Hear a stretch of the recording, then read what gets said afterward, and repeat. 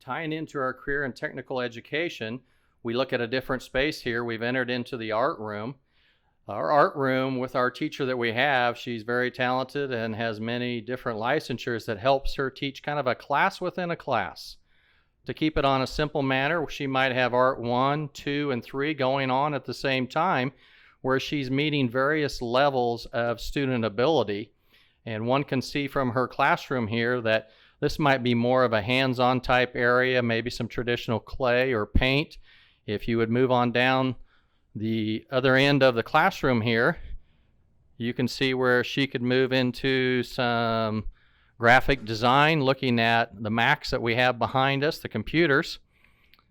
And so our emphasis here is to look at the spaces that we have up at the high school and maybe possibly redesign them, move them around a little bit more that matches the curriculum a little bit more, so that teacher can open different avenues for students. But to be able to do that, they need the usable space so they can have that class within a class.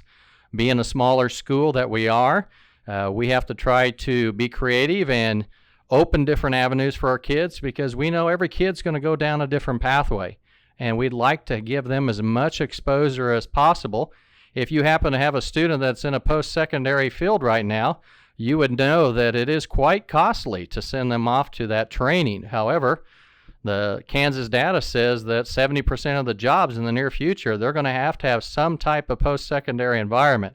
So our solution is to try to have that class within a class by rearranging some spaces and trying to use possibly some capital outlay dollars over the next several years, along with a bond issue, to collectively have as many opportunities through a class opportunity for students.